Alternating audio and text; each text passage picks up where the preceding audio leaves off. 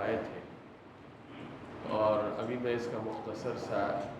پہلے ترجمہ بیان کر دیتا ہوں اور مختصر سا مفہوم آپ کے سامنے ذکر کرتا ہوں۔ اس حدیث کا ہماری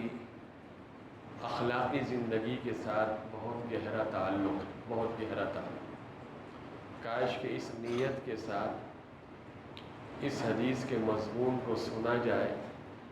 کہ اگر یہ اس حدیث میں جو بیماری ذکر کی گئی ہے اگر ہمارے اندر ہے تو ہم اس سے توبہ کریں، استغفار کریں اور آگے کی زندگی اپنی درست کریں۔ اور عام طور پر یہ بیماریاں جی نمازیوں میں بھی ہوتی ہیں، عبادت گزاروں میں بھی ہوتی ہیں۔ حضرت عبداللہ ابن عمر رضی اللہ عنہما سے روایت ہے کہ اللہ کے رسول صلی اللہ علیہ وسلم منبر پر چڑھے اور آپ نے بلند آواز سے پکارا اور فرمایا، یا معشر من اسلم بلسانہ ولم یفض الایمان الی قلبہ لا توذوا المسلمین، اے وہ لوگوں جو زبان سے اسلام لائے ہو، صرف زبان سے یعنی زبان سے اسلام لائے ہو اور ان کے دلوں میں ابھی ایمان پورا نہیں اترا، مسلمان بندوں کو ستانے سے جی ولا تعیروہم ولا تتبعوا عوراتہم، اور ان کو عار دلانے اور شرمندہ کرنے اور ان کے چھپے ہوئے عیبوں کے پیچھے پڑنے سے باز رہو، کیونکہ اللہ تعالیٰ کا قانون یہ ہے فَإِنَّهُ مَن يَتَّبِعْ عَوْرَةَ أَخِيهِ الْمُسْلِمِ، کیونکہ اللہ کا قانون ہے کہ جو کوئی اپنے مسلمان بھائی کے چھپے عیبوں کے پیچھے پڑے گا يَتَّبِعُ اللَّهُ عَوْرَتَهُ، جی یعنی مسلمان کے چھپے عیب کے پیچھے پڑنے کا مطلب یعنی اس کے عیب ٹٹول ٹٹول کے دنیا میں پھیلاتا ہوگا، اس کو رسوا کرنا چاہتا ہوگا، تو اللہ تعالیٰ اس کے عیوب کے پیچھے پڑے گا۔ اور فرمایا کہ وَمَن يَتَّبِعُ اللَّهُ عَوْرَتَهُ، اور جس کے عیوب کے پیچھے اللہ تعالیٰ پڑے گا تو اللہ اس کو ضرور رسوا کر دے گا، اگرچہ وہ اپنے گھر کے اندر ہی کیوں نہ ہو۔ جب حقیقی ایمان کسی کے دل میں اتر جاتا ہے تو اس کا قدرتی نتیجہ یہ ہوتا ہے کہ آدمی پر اپنے انجام کی فکر غالب ہو جاتی ہے، وہ اللہ کے حقوق اور بندوں کے حقوق کے بارے میں محتاط ہو جاتا ہے، خاص کر اللہ کے جو بندے سچے ایمان کے ذریعے حق تعالی شانہ سے اپنا تعلق جوڑ چکے ہوں ان کے بارے میں اور بھی زیادہ محتاط ہو جاتا ہے، ان کو ستانے، ان کا دل دکھانے، ان کی پچھلی برائیوں کا ذکر کر کے ان کو شرمندہ کرنے اور ان کے زندگی کے چھپے ہوئے کمزور پہلوؤں کی ٹوہ لگانے سے باز رہتا ہے۔ ذرا توجہ سے سنیے ایک ایک جملہ، یعنی جس کے دل میں ایمان مضبوط ہو جاتا ہے، ایمان کی حقیقت اس پر منکشف ہو جاتی ہے، آشکارا ہو جاتی ہے،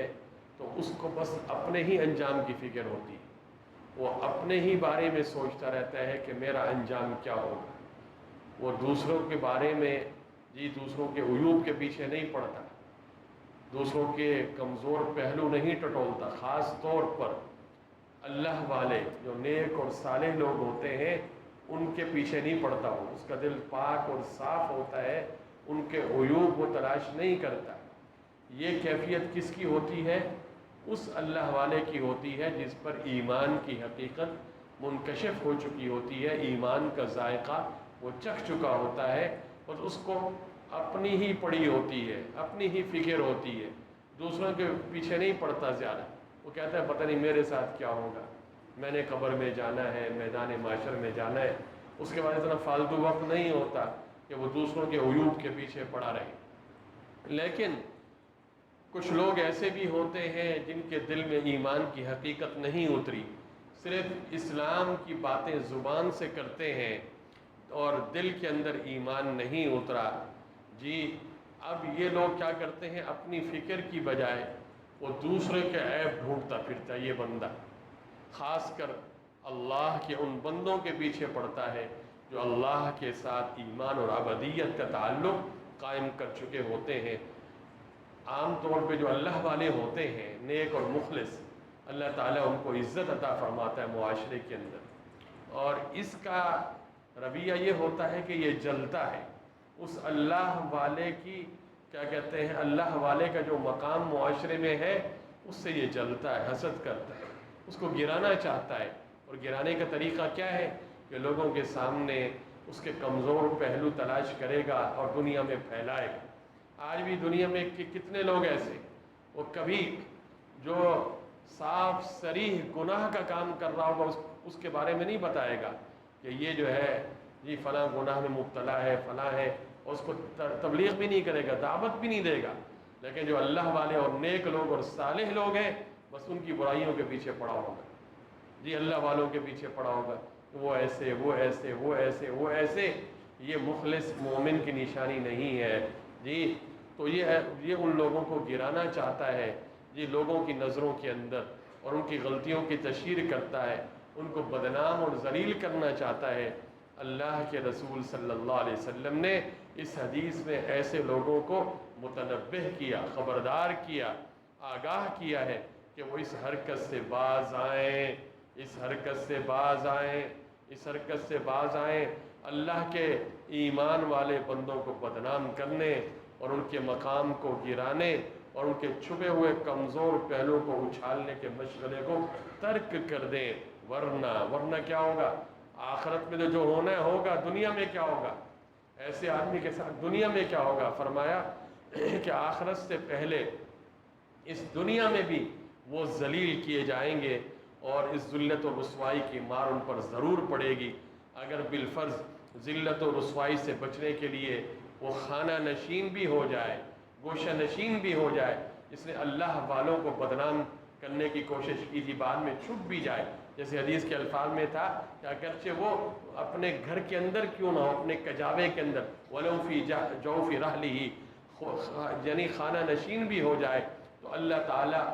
اس کو اس کے گھر کی چار دیواری میں بھی اللہ تعالیٰ اس کو رسوا کر دے گا۔ یہ جو بس اوقات ہوتا ہے نا کہ کہتے ہیں بھائی